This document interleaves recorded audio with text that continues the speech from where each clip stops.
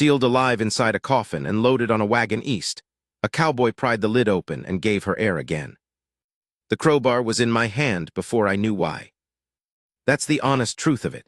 I'd stopped the wagon on account of the mule. Ketch, the gray one, had thrown a shoe somewhere back on the flats, and I'd been listening to the hitch go uneven for the last 2 miles, waiting on a rise in the road where the grade would slow us natural without me having to haul on the brake. When we crested and I stepped down, that's when I heard it. A sound like a fist on the inside of a wall. Except the wall was pine. I stood there in the October cold with the crowbar already in my grip. I'd had it out to check the wheel, and I looked at the coffin roped to the bed of the wagon, and I thought, "You're tired, Macon. You've been tired since Missouri, and you're going to be tired till you die, and this is what tired does. It makes you hear things." Then I heard it again. 3 knocks, deliberate as a man counting. I was up on that wagon bed before I'd made any decision about it.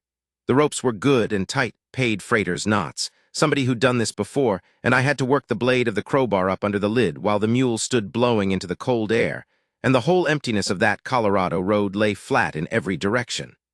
November sky, low and the color of old pewter. Not a ranch house in sight, not a rider, just me and whatever was in that box.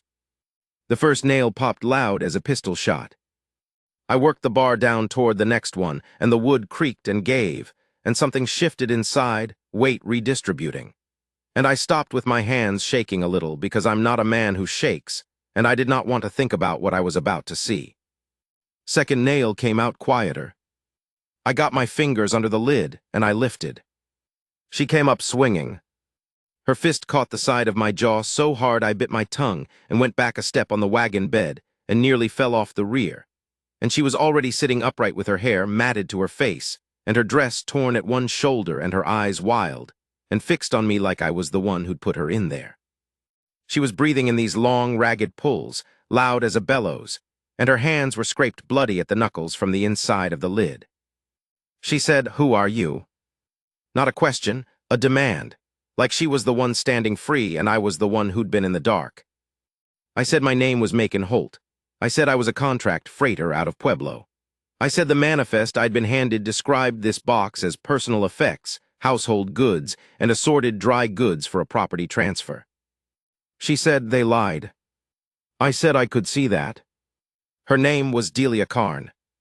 She told me this after she'd gotten out of the box, wouldn't let me help her, took the side of the wagon herself and stepped down into the road like she was stepping down from a church pew, and after she'd walked off about 30 paces and stood with her back to me and her hands on her knees. I thought she might be sick. She wasn't sick. She was just breathing, just reclaiming the outside air a lungful at a time like a drowning woman finding the surface. When she came back, her face was composed, and her jaw was set, and she looked at me with a steadiness that I will tell you right now I had not seen in a long time in the face of anyone, man or woman. She said her father had done it. I didn't say anything. She said her father owned the Carn Ranch outside of Cimarron, had owned it since before she was born, and that she had been fighting him for 3 years over the water rights to the south fork of a creek that ran through a piece of land her mother had left her specifically, and by name in a will that the county had honored. That she had won the fight legally through a court in Santa Fe. That she had come home with the deed in her hand. That she had not understood, until the morning she woke up in the dark with the wood an inch from her nose, what her father was willing to do about that. She said he didn't think I'd wake up. I said, "What did he give you?" She said she didn't know, something in the coffee, she thought. She'd come around in stages. First, there'd been a long time of hearing muffled sound, and not being able to move her hands. Then a shorter time of being able to move them but not knowing where she was. Then the full darkness and the wood under her palms and the understanding of exactly where she was. She said she'd been in there since early morning. She didn't know what time it was now. I told her it was past 3 in the afternoon. She looked at the sky. She looked at the box still roped to my wagon bed. She looked at me. She said, "Where were you taking me?" I said Dodge City. Said I'd been told the effects were bound for a brother in Kansas who was to receive the full transfer of property. She was quiet for a moment. Then she said, "There is no brother in Kansas."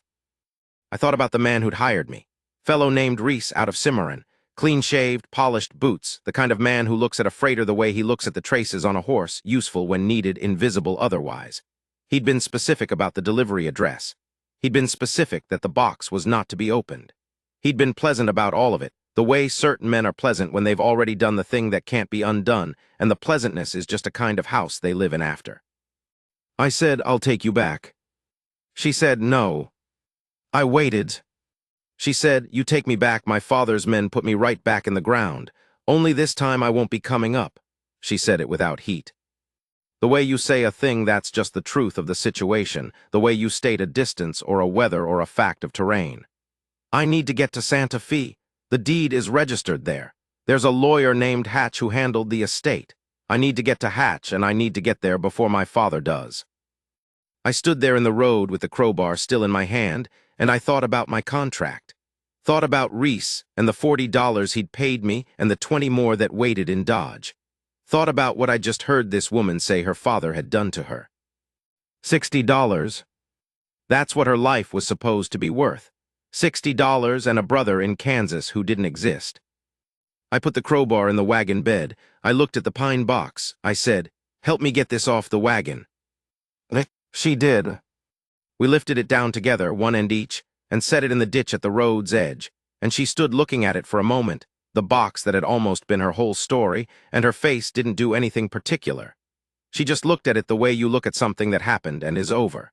Then she climbed up onto the wagon seat and sat down and looked at the road south. I untied Ketch's halter, checked the hoof, not bad, rock chip, not thrown yet but soon. And then I got up beside her and we sat there a moment and didn't say anything, and the cold came down around us, and the mule breathed, and somewhere behind us a crow went over. She said, "You'll lose your contract." I said I was aware of that. She said, "You'll have trouble with Reese." I said, "Probably." She said, "Why are you doing this?" I thought about it, not because I didn't know I knew, but because I wanted to tell her the true reason, not the easy one. The easy one was that she was a woman and she'd been put in a box, and that was wrong, and I had a pair of hands. That was true as far as it went. The true reason was longer, and I wasn't sure I could get through it in the road there with the light failing. Something about being 61 years old, and having spent the last 6 years moving freight from place to place with no one waiting for me at either end. Something about the fact that I had once been a man with something to stand for, and had somewhere in those 6 years lost track of what that was, and had started to feel that losing it was just the natural order of things, like losing your hair or your knees, something you set down and didn't pick back up, and eventually stopped noticing was gone. Something about standing in the road with the crowbar in my hand, and a woman knocking from the inside of a box, and feeling, for the first time in a long while, like I knew exactly what I was supposed to do. I said there was nowhere else to be. She looked at me straight on, the way she'd looked at me when she first climbed out, that steadiness, but different now, something behind it. She said, "All right." And we went south. I want to try to tell you what those 6 years had been. I'm not going to complain about them. That's not the point of this. The point is to say that there's a kind of losing that doesn't announce itself. There's a kind of going under that happens slow enough that you don't know you're under until you've been there for years, and by then you've worked out all kinds of reasons why the water is actually fine, why this is where you meant to be, why any man who expected more was probably a fool. I'd had a wife. Her name was Louisa, and she died of typhoid fever in the summer of 1878, which was 9 years before this road, and she had been the center of something for me. I'm not going to dress it up fancier than that. She was the center of something, and when she was gone the thing around her collapsed. We'd had a small place near Trinchera. Not much, 40 acres and a good well and some cattle we were building up year by year. I'd been proud of it. I'd been proud of what I was building, and what I was building it for, and the life that waited at the end of it. After she was gone, I sold the cattle first, then the land. I told myself it was grief, that I'd start over somewhere else, that I'd find the thing again, but grief has a way of becoming habit. You tell yourself you're still in motion, still getting somewhere, but you're really just covering ground. Freighting was good for that. It kept you busy with practical things, loads and distances and weather and the price of grain, and it had enough of the West in it, enough of the old feeling of that kind of country that you could almost mistake it for living.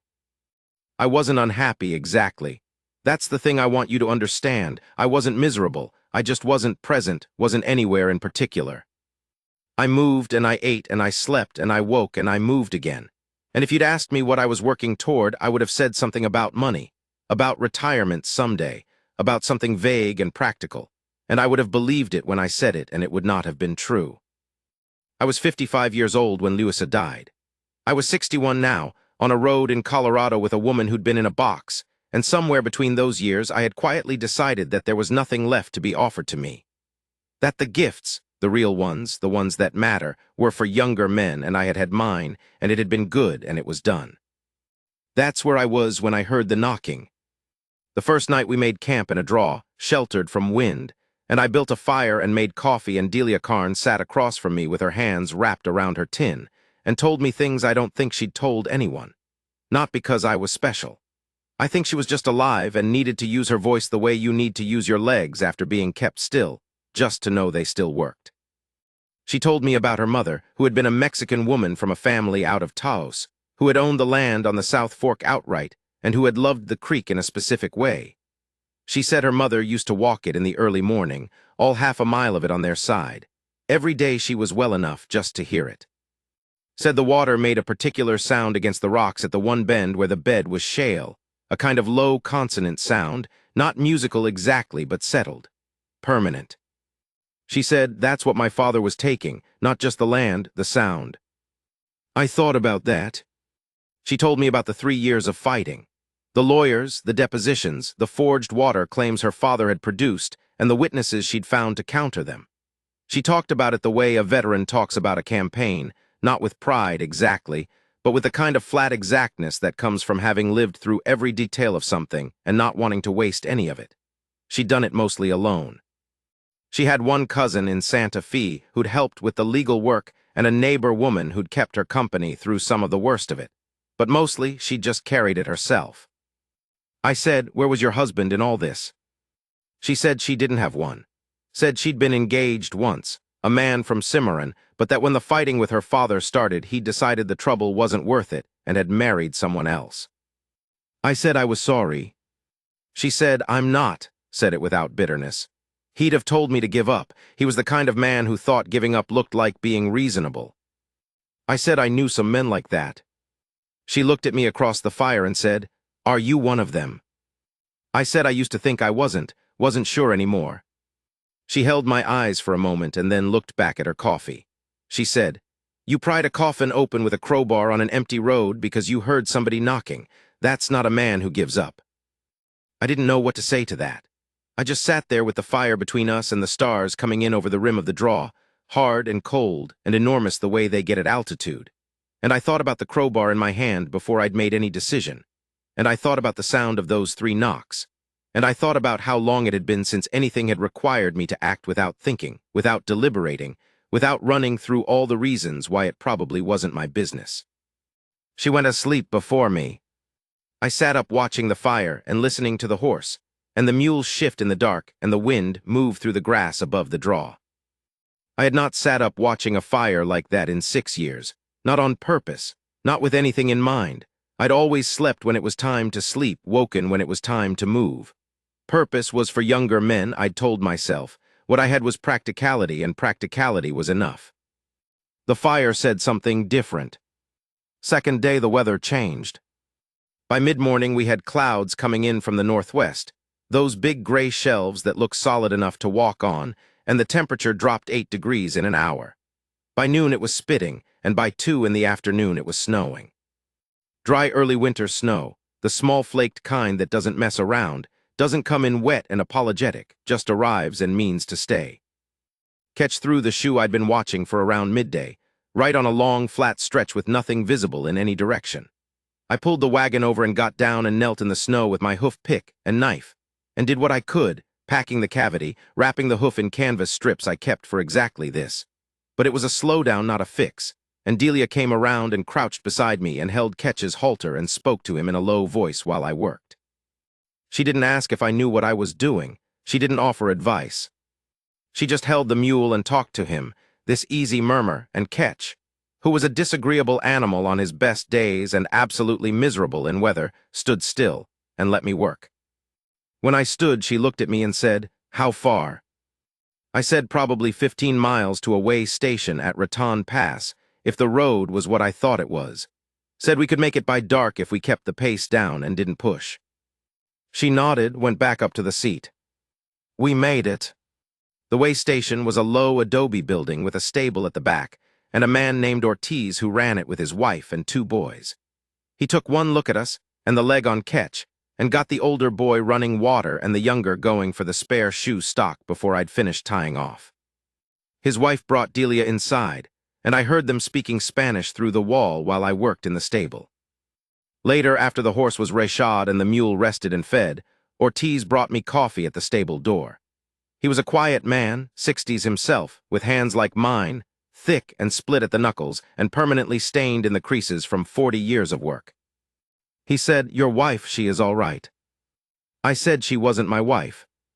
He looked at me for a moment. He said, "She talks about you." I said I didn't know what that meant. He said, "My wife says she talks about you the way." He made a small gesture with his coffee cup, something between a shrug and a demonstration. The way a woman talks about a man she is not sure how to account for. I stood there in the stable door with the snow coming down soft in the lamplight from the yard, and I thought about that, and I said I wasn't sure I knew what to do with that either. He said, "Maybe you just let it be what it is." We stayed the night. Delia slept on a cot in the Ortiz family's back room, and I slept in the stable, which is where I preferred anyway. I always slept better with animals than with people, always had. The warmth off the horse and the mule and the sound of them eating through the night. In the morning the snow had stopped, and the road was clear enough, and we ate with the Ortiz family, eggs and salt pork and tortillas. And Delia laughed at something the older boy said. A real laugh, sudden and open, and I looked at her face in the morning light and thought about what Ortiz had said. The way a woman talks about a man she doesn't know how to account for. I was 61 years old.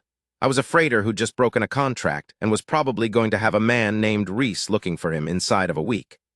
I had $40 in my boot, a mule with a recently reshod hoof, and no particular plan beyond Santa Fe. And I thought, when was the last time I was somebody a person talked about? Not in a bad way, not the way you talk about trouble or a problem. But the way Ortiz had described, the way you talk about a thing you're still working out. She found me at the wagon while I was loading the bedrolls. She said, "I want to pay you. Once I get to Santa Fe and get this settled, the property is worth something, the water rights are worth something. I want to pay you properly." I said that wasn't necessary. She said, "I know it isn't. I want to anyway." I looked at her. She had her hair braided back in her coat, one of the Ortiz woman's coats, a heavy wool thing buttoned up to her chin. There was a scrape on her left cheekbone from the inside of the box, still livid. Her eyes were dark and direct, and she looked at me the way she'd looked at me the first time, steady, assessing, except that now whatever she was assessing was something different. She said, "Macon, what were you going to do after Dodge?" I said I didn't know. She said, "Before this, where were you going?" I said there wasn't anywhere. Said I had a contact in Kansas City that sometimes had work, and after that something in Omaha maybe, and after that I didn't know. She was quiet for a moment, then she said, "That sounds like a man who stopped expecting anything." I said, "Maybe." She said, "I used to be like that. The last year of the fight when I thought I was going to lose. You stop looking past the next thing because looking past the next thing hurts." She adjusted the coat across her shoulders. "Then you win, and you have to learn to look past things again, and you realize you'd forgotten what was out there." I didn't say anything. There wasn't anything useful to say. She stepped up onto the wagon. She said, "I just thought you should know that I intend to look past the next thing. The road from Raton Pass to Santa Fe is 2 long days if nothing goes wrong and 3 if something does. Nothing went wrong. What happened instead was that we talked. I don't know another way to say it. We just talked. About things that didn't have anything to do with her father or the water rights or the lawyer in Santa Fe or where I was going afterward. She told me about the creek and the sound it made against the shale and what her mother had shown her about the way the light hit it in the early morning. I told her about Trinchera and the 40 acres and the well in Leusa. I hadn't talked about Leusa in years, not for any particular reason, not because I'd buried it exactly, just because there'd been no one who'd earned it. She listened the way she did everything, straight on, without fuss. She said, she sounds like she was something. I said she was. She said, did you stop because of her? Or did you stop because you thought stopping was the right thing to do? I thought about that for a long time. The road came down off the high country and into the red rock country, and the light changed the way it does in New Mexico. Went from that cold altitude gray-white to something amber and immense, and the shadows off the mesas got long and sharp. I said, I think I thought grief was the respectful thing, and then I got so used to the grief that I forgot it was supposed to have an end. She said, that's honest. I said it was the only thing I had. She said, it's more than you think. We got to Santa Fe in the afternoon of the third day, right at the hour when the light goes sideways and everything in that town looks like it's made of honey. The adobe walls, the old palaces, the cottonwoods in the plaza going gold.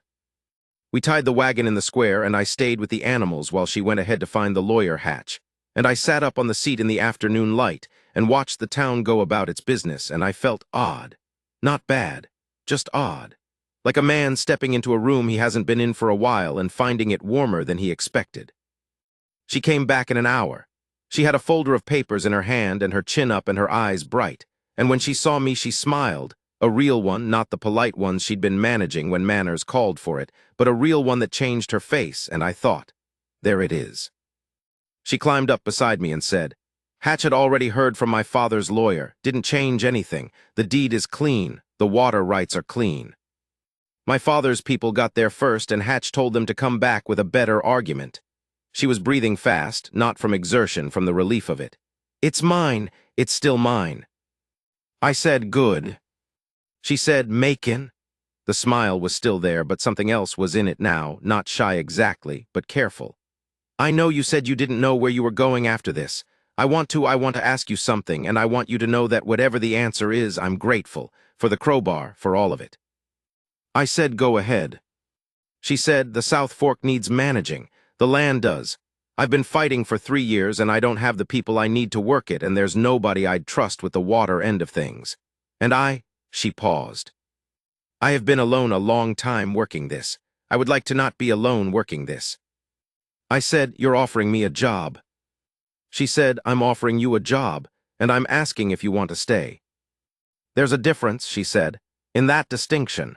The job you could take and leave when you needed to. The staying was something she wasn't going to frame for me, she said.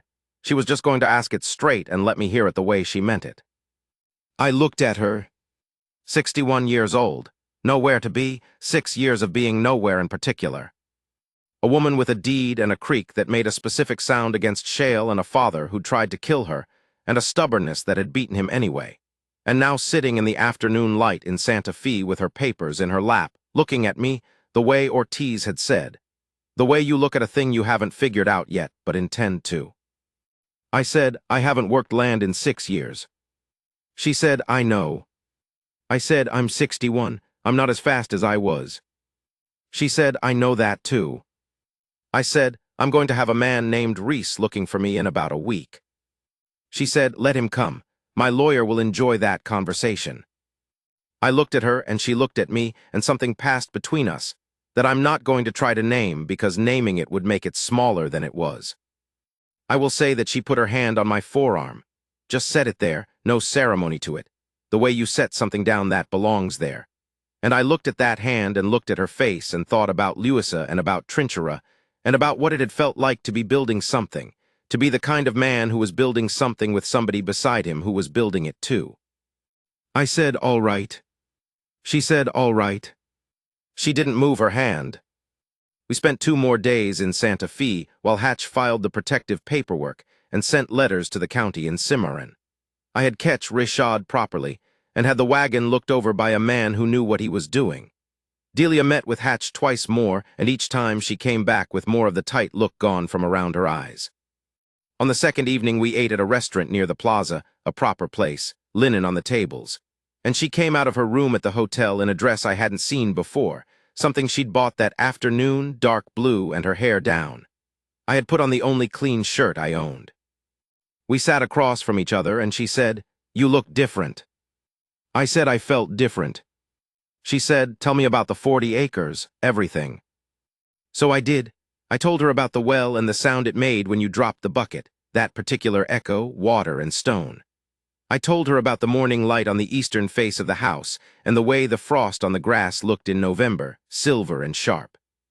I told her about building the fence along the upper pasture and the particular satisfaction of a fence post sunk true, the way you know it by the feel when the ground grips it, when the wobble is gone, when it's right. I told her about Louisa walking the perimeter of the land on the nights before I'd arrive with the fencing. She'd walk it by herself, just to know it, just to have it in her legs. Delia was quiet when I finished. She was turning her wine glass by the stem, round and round, not drinking. She said that's what I was fighting for, that exact thing. She paused. The walking of it. I understood. After supper, we walked the plaza. It was cold but clear, and the stars were coming in like they do in New Mexico, early and enormous, and there were people out, families and couples and old men on benches, and we walked without saying much, and she tucked her hand inside my arm. And we walked that way, and it felt so natural that I had to remind myself deliberately that 3 days ago I'd been a freight driver with a manifest that said household goods. I was someone else now, not a different man. The same man, but with something returned to him that he hadn't known was missing until he felt it come back, that weight, that anchor, the feeling of being somewhere, the feeling of mattering to the specific place where you stood. She stopped at the edge of the plaza, near the portal of the old palace, and she turned and looked at me. Not the assessing look, not the steadiness she kept for practical things. Something quieter. Something that had taken 3 days and a road and a lot of talking to arrive at. She said, I want to tell you something. I said, go ahead. She said, I have been in a situation where I could not breathe for 3 years. I mean that plain. I mean the fighting and the isolation and the worry. I stopped being able to breathe easy a long time before my father put me in a box. And when you pried that lid, she stopped. I know you did it because it was the right thing. I know you didn't do it for me. But I want you to know that it wasn't just the box. That's what I want you to know. I said, Delia. She said, I'm telling you this because I don't want to be the kind of woman who lets things go unsaid. I've seen what unsaid things cost. I said, I know what it cost me. She said, I know. I reached up and put my hand against the side of her face, the side with the scrape on it, the mark from the box. And she turned into it a little and closed her eyes and just stood there, and I stood there, and the plaza went on around us, and the stars went on overhead, and the cold came down, and neither one of us said anything for a while. I was 61 years old. I had been nobody in particular for 6 years. She had been in a coffin less than a week ago. And here we were in the lamplight of Santa Fe's main plaza, with my hand on her face and her eyes closed, and a piece of land with a creek on it waiting 2 days' ride north. There's no word for it, none that fit. Not luck, not fate, not any of the words people use when they want to put a bow on something. It was just presence. The full weight of being exactly where you are, wanting exactly what you want, standing in it without apologizing. We left Santa Fe in the morning, 2 days later. The road north was a different road than the road south had been. I mean that practically, different route, different terrain, the cottonwoods coming in gold along the Rio Grande on our left and the Sangre de Cristos ahead going purple in the late afternoon light. But I mean it the other way too. The road south had been about escape, about distance, about getting somewhere before something caught you. The road north was about arriving. She drove most of the first day and let me sit beside her. I don't usually let anyone else drive a rig I'm responsible for. It's a habit, control, the professional kind. But I let her. And she drove well, hands easy on the reins, reading Ketch's ears the way you read a horse when you've spent time with horses. Somewhere she'd learned that. Somewhere in those 3 years of fighting, she'd learned that and 100 things else. We talked some, not as much as we had. There's a kind of quiet that comes when you've said the things that needed saying, and what's left is just the sound of the road and the company. At noon she handed me the reins and got into the bed of the wagon and came back with bread and dried beef and 2 apples. And we ate on the move, and the cottonwoods went by, and the mountains came closer, and the air had that quality it gets at elevation. Clean down to the bottom of your lungs, cold at the edges, like drinking from a very good well. She said, tell me about what you want to do with the land, what you'd fix first. I thought about that.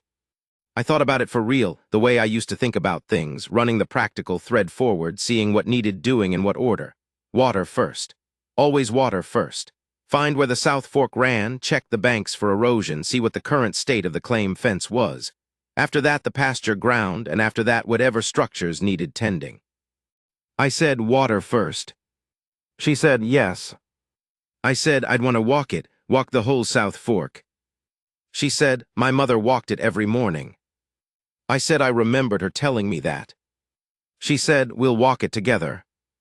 3 years later, I want to tell you what the sound is. Low consonant. Not musical the way she said, not musical exactly, but settled. Like something that has been going on for a long time and intends to keep going. The shale shelf is about midway on our side, where the bed narrows and the water comes through quick and purposeful, and you can hear it in the morning before anything else, before the birds, before the cattle, before the ranch comes all the way awake. I walk it now. I walk it like she walked it, the whole half-mile. Most mornings I'm well enough. Delia walks it with me when she can, less often now with the work of running the place and the 2 new hands we brought on last spring. There was a morning, not long after we'd arrived the first time, when she walked ahead of me on the bank and stopped at the shale shelf and turned and looked back at me, and the morning light was coming in from the east and hitting the water and hitting her face, and she said, "Do you hear it?" I said I did. She said, my mother said that sound means the water intends to keep going, that it's not worried about what's in its way, it just keeps. I said that seemed right. She said, we keep too. I said, we keep. The water went past over the shale, and the sound it made was the sound she'd said, that low consonant thing, nothing fancy, nothing that would make you stop on the road if you heard it from a distance. You had to be right there. You had to have walked the half-mile to the shale shelf and stood still long enough to let the sound come in. That's where I am now. Right there. Still.